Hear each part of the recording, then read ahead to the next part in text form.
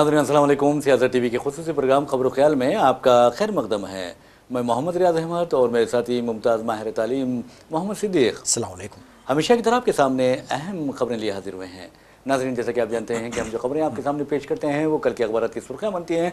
न सिर्फ सुर्खियाँ बनती हैं बल्कि उन खबरों को इलेक्ट्रॉनिक मीडिया गैर मामूली अंदाज में नश्र करता है। इसी तरह सोशल मीडिया पर ये खबरें वायरल होती हैं।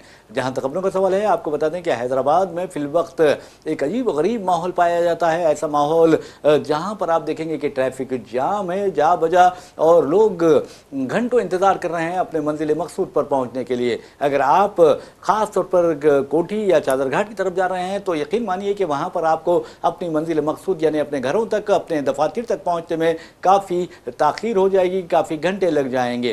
क्योंकि आप देखेंगे कि हिमायत सागर और उस्मान सागर के दरवाजे खोल दिए जाने के बाद से ऐसा लगता है कि मूसा नदी जो कभी मूसा नाले में तब्दील हो चुकी थी, फिर एक मरतबा मूसा नदी बन गई है। और हद तो यह है कि महात्मा गांधी बस स्टेशन में अगर आप देखेंगे या फिर चादरघाट ब्रिज की तरफ जाएंगे या फिर चादरघाट ब्रिज से मुत्तसिल एक छोटे से ब्रिज की तरफ जाएंगे और या फिर पुराने पुल की तरफ आप देखेंगे तो आपको सिर्फ पानी ही पानी नजर आएगा। हद तो यह है कि कई मुकामात पर पानी नशीबी इलाकों में दाखिल हो गया है और ऐसे में चीफ मिनिस्टर रेवंत रेड्डी ने खास तौर पर इस सिलसिले में मालूमात भी हासिल की हैं और हुकाम को हिदायत दी है कि वो नशीबी इलाकों में रहने वाले लोगों की बहबूद के लिए काम करें और उन्हें महफूज मुकामात पर मुंतकिल करें। कल ही आप देखेंगे कि तकरीबन 1000 जो यानी मूसा नदी से मुत्तसिल बस्तियों में रहते हैं, नशीबी इलाकों में रहते हैं, उन अफराद को महफूज कैंपों में मुंतकिल किया गया। हुकूमत की जानिब से उनके खाने और दीगर ज़रूरियात का ख्याल रखा गया है और ये बहुत अच्छी बात भी है। लेकिन एक बात तो है कि माहौल कुछ अजीब व गरीब लग रहा है और मूसा नदी में तो ऐसा लग रहा है कि जो मूसा नदी को जोश आ गया है और ये जोश अभी ठंडा होने वाला नहीं है। लेकिन ये बहुत अच्छी बात है कि जो कचरा या कूड़ा करकट मूसा नदी में था वो बहकर निकल जाएगा या सफाई मूसा नदी की भी हो जाएगी। वैसे भी नाज़रीन, हमारे तो काम की गफलत के नतीजे में आप देखेंगे कि किस तरह मूसा नदी में गैर कानूनी मजहबी ढांचे तामीर कर लिए गए हैं। मूसा नदी के किनारे अगर आप देखेंगे तो वहाँ पर का भी यही हाल है। विक्ट्री प्लेग्राउंड अगर जाकर आप देखिए वहां पर आपको कई गैर कानूनी मजहबी ढांचे दिखाई देंगे और हुकूमत क्या कर रही है, बल्दिया क्या कर रही है, हैदरा क्या कर रही है, ऐसा लगता है कि सब के सब पुलिस क्या कर रही है, ऐसा लगता है कि सब के सब अंधे बहरे और गूंगे हो गए हैं, इन्हें कुछ दिखाई नहीं दे रहा है। हद तो यह है कि मेन रोड पर सिद्दीक साहब आप देखेंगे कि वहां पर मेन रोड पर गायों को बांधा जा रहा है, गौशाला बना दिया गया है रोडों को। अब कर क्या रहे हैं ये समझ नहीं आता। पहले ही हालत इस कदर रोडों की खराब है और यहां पर आप देखेंगे कि एक विक्ट्री प्लेग्राउंड के पास जाकर आप देखिए जहां पर स्वीटर्स वगैरह फरोख्त किए जाते थे, अब उसको आहिस्ता आहिस्ता एक गौशाला में तब्दील किया जा रहा है। जी हाँ, बिल्कुल जी है ना। और ये देखिए, जब ये सब एक्सपेक्टेड था, मालूम था कि बारिश होने वाली है, सेवियर पहले से फोरकास्ट कर दिया गया है। और ये प्रॉब्लम जो है ना बारिश का नहीं है रियाज साहब, ये जो नाजायज कब्जे है ना उसका है प्रॉब्लम। खास तौर पे ये तालाबों में जो घेर के जो है ना घरा बना दिए गए, कई मजहबी ढांचे वगैरह है। पूरे तालाब अपनी जगह है, यानी निज़ाम के दौर से वही साइज है, लेकिन उसमें जो घुसपैठ करके आप जो बस्तियां बसा दिए गए हैं तो वो कसूर उनका है ना। बताइए, आपको मालूम है कि हाँ बिल्कुल आपको मालूम है कभी भी जो है ना मूसा नदी में पानी ओवरफ्लो होता है, वहाँ से छोड़ा जाता है हिमायत सागर उस्मान सागर से, तो आपको जब मालूम है तो वहाँ पे आप घरा बना के रह रहे हैं, आप वहाँ पे कई किस्म की जो है ना मजहबी ढांचे बन गए हैं। तो वो तो एक्सपेक्टेड था, होने वाला ही था, मालूम है सबको। तो अभी वावेला मचाने से फायदा क्या है ये बताइए, क्या कर सकते, कुछ नहीं कर सकते। हैदरा का फर्ज बनता है, बल्दिया का फर्ज बनता है, हुकूमत का फर्ज बनता है, पुलिस का फर्ज बनता है कि आप सड़कों पर मजहबी ढांचे बनाए जा रहे हैं और आप खामोश यानी मुजरिमाना खामोशी इख्तियार किए हुए हैं, तो सरकारी जमीनों पर कब्जे किए जा रहे हैं और खामोश बैठे हुए हैं कि वहां पर आप मूसा नदी का पूरा पेट भर दिया गया है साहब। आप विक्ट्री ग्राउंड पर जाइए, लेफ्ट साइड पर अगर आप देखिए तो वहां पर आपको देखेंगे कि मूसा नदी का पूरा लाकर मट्टी से पेट भर दिया जा रहा है और वहां पर मजहबी ढांचे तैयार कर दिए जा रहे हैं और एक छोटा सा ढांचा देखते ही देखते बड़ा ढांचा हो जाता है। जी हाँ बिल्कुल, ये हर जगह आप देख सकते हैं इस किस्म की सूरत हाल। जी। तो हैदरा का काम है कि फौरन जो है ना अमल करे, इस पे फौरन से हटाए, कानून गैर कानूनी जो ढांचे है उसको हटाना करना, ये हैदरा का काम है। इन्हें मालूम है आपको ये सितंबर का महीना, बारिश का महीना है, कितनी मसाइब से दो चार हैं, तो ये काम है, ये सब नाजायज़ कब्जे करके आप जो है ना तकालीफें उठा रहे जो है ना, कोई भी क्या कर सकती है ये बताइए जो है ना, और इसका सोल्यूशन है क्या जो है ना। इन्हें आपको मालूम है कि वहाँ पे आप जैसा कहा है कि वाकई जो है ना गौशाला बन गया वहाँ पे चारघाट पे, नहीं था पहले जो है ना। अच्छा ये बताइए, अब जब इमलीबन बस स्टेशन जो बनाया गया है वो तो मूसा नदी में बनाया गया है, जी हाँ, तो फिर आप अब उसको वहाँ के अगर ऑपरेशंस ख़त्म होते हैं, ख़राब होते हैं, तो क्या सकते हैं बताइए। इन्हें पूरे का पूरा इमलीवन बस स्टेशन मूसा नदी के अंदर बनाया गया है। बिल्कुल बिल्कुल। वो तो कभी ना कभी तो पानी आने वाला ही वहाँ पे, और आएगा और डूबेगा भी जो है ना। जी जी। तो ये सारी जो इन्हीं इस किस्म की जो पेचीदा मसाइल है, कौन जिम्मेदार है इसके? इन्हें सारी बल्दिया जिम्मेदार है, ये जो नए नए ऑर्गेनाइजेशन ये लोग जिम्मेदार हैं। आपको मालूम है जो है टाउन प्लानिंग वाले हैं, और दिन ब दिन जो है ना आपको मालूम है हर साल ये बारिश का कहर बढ़ता ही जा रहा है। यानी क्लाइमेट चेंज की तरफ से बारिश, ये नॉर्मल बारिश नहीं होती है, एबनॉर्मल बारिश है ये, और ये हर साल अगर आप देखेंगे तो इसका स्केल जो है ना बढ़ता ही जा रहा है। तो पहले से आपको तैयारी करनी जरूरी है, वरना शहर डूब जाएगा पूरा कंप्लीटली, अगर आप नहीं करेंगे तो। बहरहाल नाज़रीन, आपको अब हम उत्तर प्रदेश लिए चलते हैं। उत्तर प्रदेश ऐसा लग रहा है कि फ़िरक़ा परस्ती का एक ज़रख़ैज़ यानी इस इलाका बन गया है, रकबा बन गया है, और फ़िरक़ा परस्ती के लिए ज़रख़ैज़ ज़मीन बन गई है। लेकिन उत्तर प्रदेश की अपनी एक तारीख़ रही है, और आप देखेंगे कि अक्सर जो वज़ीर आज़म आए हैं, हमारे मुल्क के वज़ीर आज़म बने हैं, वज़ीर आज़म बने हैं, उनका ताल्लुक़ उत्तर प्रदेश से रहा है ज़्यादातर का।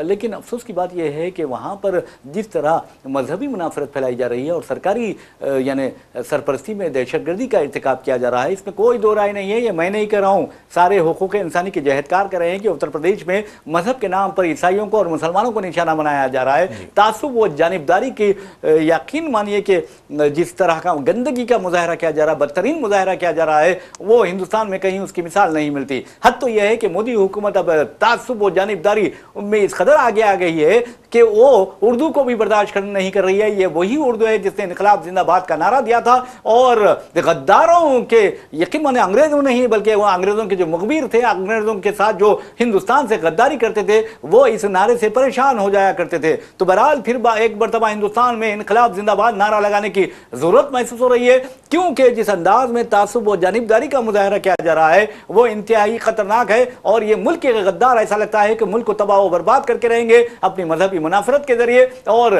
हिंदू मुस्लिम के जरिए, मंदिर मस्जिद के जरिए ये हिंदुस्तान को तबाह व बर्बाद करना चाहते हैं। और ये कौन है आप अच्छी तरह जानते हैं, बोलने की जरूरत नहीं है, अक्लमंद को इशारा काफी है। लेकिन जहां तक उत्तर प्रदेश का सवाल है, अगर आज ये कहा जा रहा है कि अगर कोई मुसलमान आई लव मोहम्मद कहता है, यानी अपने नबी से मोहब्बत का इजहार करता है, तो वो जुर्म करार दिया जा रहा है, उनके खिलाफ FIR दर्ज की जा रही है, उनके ऊपर लाठी चार्ज किया जा रहा है, उन्हें मारा पीटा जा रहा है, उनके खिलाफ मुकदमात दर्ज किए जा रहे हैं, उन्हें जेलों में ठोसा जा रहा है। तो मैं समझता हूं कि सारे हिंदुस्तान के मुसलमान इस जुर्म के लिए हमेशा तैयार रहेंगे, क्योंकि सारी दुनिया की ताकत एक तरफ और प्यारे नबी सल्लल्लाहु अलैहि वसल्लम की मोहब्बत एक तरफ होती है मुसलमान के लिए। और मुसलमान अब जो होता है वो अपना तन मन धन के साथ यकीन मानिए प्यारे नबी सल्लल्लाहु अलैहि वसल्लम से मोहब्बत करता है, और मुसलमान ये कह चुका होता है कि उस प्यारे नबी सल्लल्लाहु अलैहि वसल्लम पर मेरी मैं कुर्बान, मेरी जान कुर्बान, मेरा माल कुर्बान, मेरी आल कुर्बान, मेरे माँ बाप कुर्बान, ये मुसलमान का ईमान होता है। अब अंदाजा कीजिए, अगर मुसलमान आई लव मोहम्मद कहता है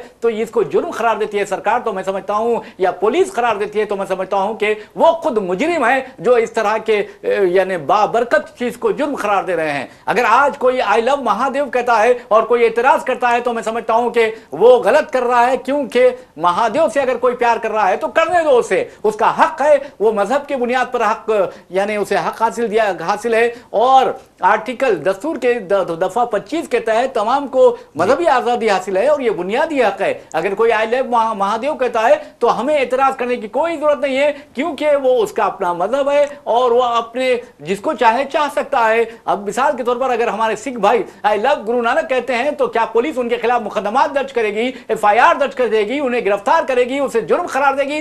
हरगिज नहीं होना चाहिए ऐसा, क्योंकि ये सिखों का हक है कि अपने गुरु से मोहब्बत करें। अगर कोई ईसाई ये कहता है कि हाँ आई लव जेजस, तो हम इतराज नहीं कर सकते, क्योंकि अगर एतराज करता है तो मैं समझता हूं कि एतराज करने वाला मुल्क से गद्दारी कर रहा है, एतराज करने वाला दस्तूर से गद्दारी कर रहा है, एतराज करने वाला जमहूरियत से गद्दारी कर रहा है, एतराज करने वाला हिंदुस्तान की रिवायत से गद्दारी कर रहा है। सिद्दीक साहब, बिल्कुल रियाज साहब, देखिए सबसे पहले ये तो बदनाम तरीन रियासत है उत्तर प्रदेश, आपको मालूम है, जहाँ पे फिरका परस्ती की जो है ना कोई वहाँ पे जो है ना मतलब है कि अब कोई हाई चीज़ बाकी नहीं है वहाँ पे। जी जी। और ना सिर्फ ये बल्कि जराइम का अड्डा बना हुआ है हर किस्म की जो है ना। अरे 3 साल की बच्ची महफूज नहीं है, कोई महफूज नहीं है। इस्मत रेजी के केसेस, क्रिमिनल केसेस, कत्ल गारत गिरी, तो अब ये वहाँ पे ये होना जो है ना कोई ये नहीं मतलब नई बात नहीं है। यानी हर एक को आज़ादी है कि वो अपने जो है ना अगर अपनी जो है ना मज़हब के प्रॉफिट से अगर आई लव यू कहता है तो उससे बुरी बात उनको एतराज़ नहीं होना चाहिए। क्यों? क्योंकि हमारा ये पूरा राइट है, हमको पूरा हक है और हमारा जो है ना ईमान है और हम बराबर जो है ना ये कहते हैं। लेकिन अगर आप कोर्ट में भी जाएं तो आप उसको जो है ना काबिल जुर्म नहीं साबित कर सकते आप उसको जो है ना। ये जो है ना हमारा अकीदा है, हम बराबर कर सकते हैं जो है ना, यानी हर एक को आज़ादी हासिल है। अरे भाई, मैं आई लव मोहम्मद कह रहा था, आपको क्या बुरा है, आपको क्या बुरा लग रहा है? आप ये जुर्म करार दे रहे हैं और मैं ये चैलेंज से कहता हूं कि अगर ये जुर्म है तो मुसलमान बार बार ये जुर्म का इर्तिकाब करते रहेंगे। बिल्कुल जो है ना, और यानी हमको जो है ना सुम में पहली चीज़ जो प्रायोरिटी है वो है हमारे प्रॉफिट सल्लल्लाहु अलैहि वसल्लम से जो है ना मोहब्बत। ये हमारी जो है ना ईमान का पहला हिस्सा है, वहाँ से दूसरी शुरुआत होती है, पहला स्टेप है हमारा। तो वहाँ पे अगर आप कहते हैं तो बुरी बात क्या है, दूसरों को क्या तकलीफ पहुँचती है, ये बताइए आप जरा। बिल्कुल आपने सही कहा। बहरहाल नाज़रीन, आपको खबर की तरफ ले चलते हैं। उस खबर का ताल्लुक मौलाना तौक़ीर रज़ा खान से है। आपने देखा कि बरेली में कल बाद नमाज जुमा जिस तरह के एहतजाजी मुजाहरे हुए, पुलिस ने लाठीचार्ज किया और आई लव मोहम्मद प्रोटेस्ट की कॉल जिन्होंने दी थी, यानी मौलाना तौक़ीर रज़ा खान, उन्हें गिरफ्तार कर लिया गया है। पहले तो ये इतला ये है कि उन्हें घर पर नज़रबंद किया गया, लेकिन बाद में ये कहा गया कि उन्हें गिरफ्तार कर लिया गया है। और बरेली के जो SSP है अनुराग आर्या, उन्होंने मीडिया को बताया कि मौलाना तौक़ीर रज़ा को गिरफ्तार कर लिया गया है और मजीद कानूनी कार्रवाई उनके खिलाफ की जाएगी। मुझे समझ नहीं आता, अगर मैं आई लव मोहम्मद कहता हूं तो तुम्हें कानूनी कार्रवाई करने की क्या जरूरत है? तुम्हें हथकड़ियां डालकर नौजवानों को जेलों में भरने की क्या जरूरत है? क्या तुम दस्तूर की पाबंदी नहीं कर रहे हो? क्या कानून से तुम खिलवाड़ नहीं कर रहे हो? और मैं समझता हूं इस तरह की कोई हरकत पुलिस वाला भी करता है ये, और या कोई ओहदेदार करता है, उसके खिलाफ कानूनी कार्रवाई होनी चाहिए कि वो किसी को भी, यानी हिंदुस्तानी शहरी, किसी हिंदुस्तानी शहरी को उसके मजहबी अकीदे पर अमल करने से रोक रहा है। बिल्कुल जो है ना, और इन्हें उसको कोई राइट ही नहीं है, एतराज़ ही नहीं अगर करता है, इन्हें खाली यानी नौजवान वगैरह लड़के आई लव मोहम्मद के स्टिकर लगाते हैं तो क्या एतराज़ है बताइए उसको जाना। इन्हें अनलेस कोई लॉ एंड ऑर्डर का प्रॉब्लम होता है वो एक अलग इशू है, लेकिन कोई कहता है कि स्टिकर लगा के फिरता है तो आपको एतराज़ है, क्यों लगा रहा है स्टिकर जाना। तो ये सरासर इश्तियारअंगेज़ी है, रियाज़ साहब, कुछ भी नहीं है सियाह सेट के जाना। बहरहाल नाज़रीन, चीफ मिनिस्टर जम्मू कश्मीर उमर अब्दुल्ला ने बहुत अच्छी बात कही है कि मोहब्बत का इजहार जुर्म नहीं होता। तो अब अंदाज़ा कीजिए कि योगी आदित्यनाथ को ये सबक सीखना चाहिए उमर अब्दुल्ला से कि वो कहते हैं कि मोहब्बत का इजहार जुर्म नहीं होता। और मोहब्बत के माना वो मतलब अगर किसी को मालूम हो जाए तो मैं समझता हूँ कि आप इस तरह की हरकत नहीं करेंगे। अरे मेरे भाई, ये मेरा पर्सनल मामला है, ये मेरा मजहबी मामला है, मैं आके आपके घर में आकर कुछ ऐसी वैसी हरकत नहीं कर रहा हूँ या आपकी इज्जत पर हाथ नहीं डाल रहा हूँ कि आप परेशान हो जाएं और इसको जुर्म करार दें। मैं अपने नबी से मोहब्बत करता हूँ, वही नबी हैं जो जिन्होंने सारी दुनिया को अखलाक का दर्स दिया, सलामती का दर्स दिया और यानी एहतराम इंसानियत, वक़ार इंसानियत का दर्ज दिया है। और आप ये भी देखेंगे कि नॉन वायलेंस की अगर बात होती है तो प्यारे नबी सल्लल्लाहु अलैहि वसल्लम की तारीख सीरत तैयबा अगर आप पढ़ेंगे तो पता चलेगा कि कभी आपने पहले यानी मुसलमानों ने हमला नहीं किया, जंगों का आगाज मुसलमानों ने ही नहीं किया, बल्कि दूसरों ने जब किया तो मुसलमान अपने सेल्फ डिफेंस के लिए आगे आता है। बिल्कुल, ये मुश्तिल किया गया तो जब वो लोग जो है ना आगे बढ़ जाना, अदरवाइज जो है ना कभी भी मुसलमान आगे बढ़ के किसी पे ना अटैक किया ना कोई, यानी जब आप मुश्तिल करते हैं तो उस सूरत में लोग डिफेंड करते हैं जाना। तो ये समझने की बात है ना, फर्क है ना। अरे शर्म आनी चाहिए। मैं समझता हूं कि वज़ीर-ए-आज़म नरेंद्र मोदी को इसका नोट लेना चाहिए। वैसे भी बेचारे खामोश रहते हैं और अपने कान, आंख, नाक सब बंद करके रखते हैं। उन्हें भी ये चाहिए कि ये हालत को देखें, उत्तर प्रदेश में क्या हो रहा है। आले मोहम्मद, अगर तुम जाओगे मुत्तहिदा अरब इमारात के दौरे पर तो तुमसे ये सवाल किया जाएगा कि तुमने आई लव मोहम्मद प्रोटेस्ट के खिलाफ कार्रवाई क्यों की, तो तुम क्या जवाब दोगे? अगर तुम सऊदी जाओगे, अगर तुम मशरिक़ वस्ता के किसी मुल्क जाओगे तो तुमसे सवाल किया जाएगा तो तुम क्या जवाब दोगे? ये वज़ीर-ए-आज़म से हम सवाल करते हैं। बिल्कुल, ये चीज़ बराबर पूछी जा सकती है, पूछी जाए भी उनसे, तो ये क्या जवाब देंगे बताइए। यहाँ पर तो खामोश रहते हैं बिल्कुल जो है ना, कोई जवाब नहीं देते जो है ना। तो ये जो है ना बिल्कुल इन्हें बिल्कुल खामोशी अंधी, इन्हें हर चीज़ पे जो है ना आंखें मूंद लेना, कोई किसी के बारे में ना बात करना, ना कभी रिपोर्टर्स का सामना करना, कभी तबसरा करना, ये तो आदत है ही नहीं ना हमारे वज़ीर-ए-आज़म। प्रॉब्लम ये है ना, जी फेस करें कभी जो है ना मीडिया को जो है ना। अरे आप देखिए क्या, और दूसरी बात मुसलमानों का भी कसूर है, उलमा का भी कसूर है।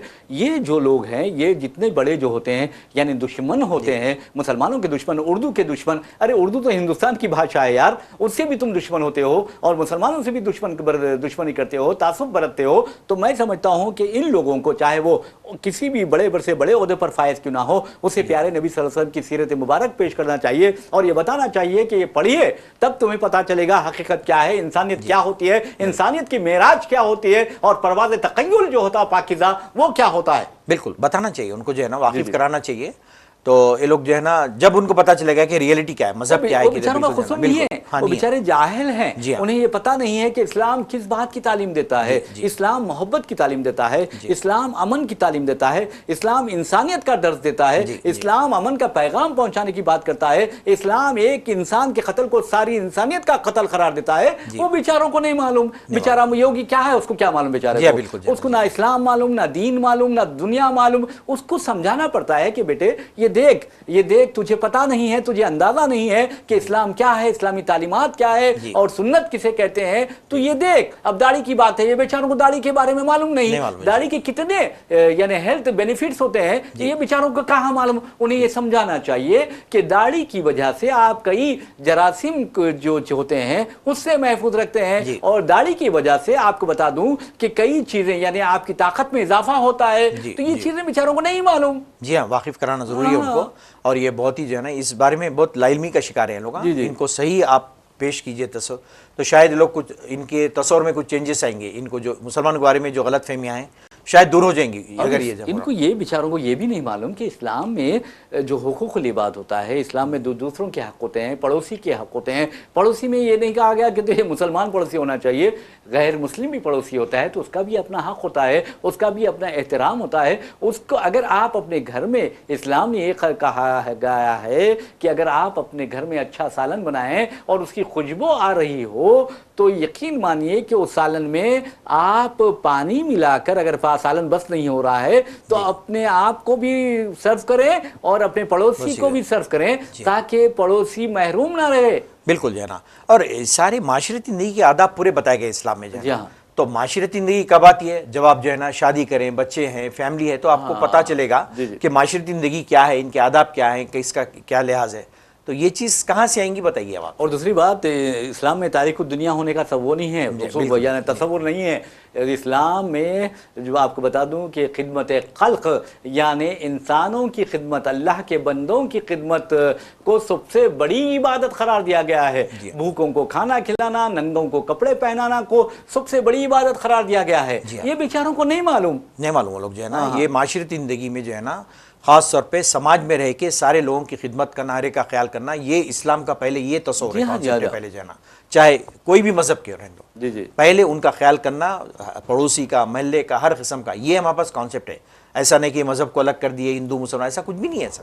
बहरहाल एक और खबर की जानिब हम आपको ले चलते हैं। उस खबर का ताल्लुक मध्य प्रदेश से है। मध्य प्रदेश में एक 5 साल लड़के को, आप अंदाजा कीजिए कि वो अपने घर में खेल रहा है और उसकी माँ वहाँ पर मौजूद है। एक शख्स गाड़ी पर आता है जिसकी उम्र सिर्फ 25 साल है। वो आता है, फिर एक तेज धार यानी चाकू लेता है और बच्चे का गला काट देता है, सर धड़ से अलग कर देता है, और वो भी माँ के सामने। तो क्या माँ का हाल होगा। मध्य प्रदेश में बीजेपी की हुकूमत है। अब अंदाजा कीजिए कि बीजेपी की हुकूमत में इस तरह के वाक़यात होते हैं। हम आपको बता रहे हैं कि ये 5 साल लड़का जिसका नाम विकास बताया गया है, वो अपने घर के अंदर खेल रहा था कि एक शख्स वहां पहुंचता है जिसकी उम्र बताई जाती है 25 साल, नाम बताया जाता है महेश। वो आकर उसका सर तन से जुदा कर देता है और फिर ये कहा गया कि उसका ज़हनी तवाज़ुन ठीक नहीं है, और ये भी कहा जा रहा है कि वो बाइक पर आता है। ज़हनी तवाज़ुन ठीक होता है तो वो बाइक चलाता है क्या, आप ये बताइए। अगर ठीक नहीं होता फिर वो घर में दाखिल होता है, फिर गला काटता है, तो ये ज़हनी तवाज़ुन ठीक नहीं है। जी हाँ, इन्हें पर्दापोशी के लिए, जुर्म के लिए कैसी कैसी इस्लाहत ये लोग ना बना दिए। देखिए आप, जी कुल्लम कुल्ला जुर्म है, पकड़ो डालो जो है ना उसको कम्प्लीटली। और ये आप यूपी की बात करिए, ये मध्य प्रदेश कौन सा सेफ है बताइए जराइम में जो है ना, वो भी तो बहुत आगे है। वहाँ पर भी तो कितने जराइम होते हैं मध्य प्रदेश में भी। तो क्योंकि बीजेपी रियासत है, मीडिया में ना आते, मीडिया वाले बोलते हैं, जिक्र करते हैं, इत्तेफाक से आगे सोशल मीडिया पे तो मिल गया आपको ना, अदरवाइज जो है ना इसकी पर्दापोशी करते रहते हैं लोग मीडिया वाले जो है ना, कंप्लीट बीजेपी स्टेट्स की। जैसे सिद्दीक साहब, यह हम हैदराबाद की जब बात करते हैं तो हैदराबाद एक बहुत बड़ा शहर, एक अजीम शहर है, और हिंदुस्तान में हैदराबाद को क़द्र मंज़िलत की निगाह से देखा जाता है। पंडित जवाहरलाल नेहरू ने तो हैदराबाद को मिनी इंडिया यानी छोटा हिंदुस्तान कहा था। और यहाँ पर आप देखेंगे कि तमाम हिंदुस्तान के लोग यहाँ पर बसते हैं। हैदराबाद ने इन्हें अपने दामन में पनाह दी है, लेकिन जो एहसान फरामोश होते हैं, जो बेशरम होते हैं और मुल्क की तबाही और बर्बादी का सामान करने के लिए हमेशा शरारतें करते हैं, वो किसी ना किसी तरह सूरत हाल को या माहौल को बिगाड़ने की कोशिश करते हैं। लेकिन इस तरह के अनासिर को खास तौर पर जो बाहर के लोग आए हैं उन पर बहुत ज़्यादा नज़र रखने की ज़रूरत है। चाहे आप देखें मध्य प्रदेश की, चाहे देखें चाहे राजस्थान के देखें, चाहे गुजरात के देखें, चाहे आप दूसरे मुकामात के देखें, क्योंकि यहाँ पर जिस तरह यानी मारवाड़ियों के ताल्लुक से जो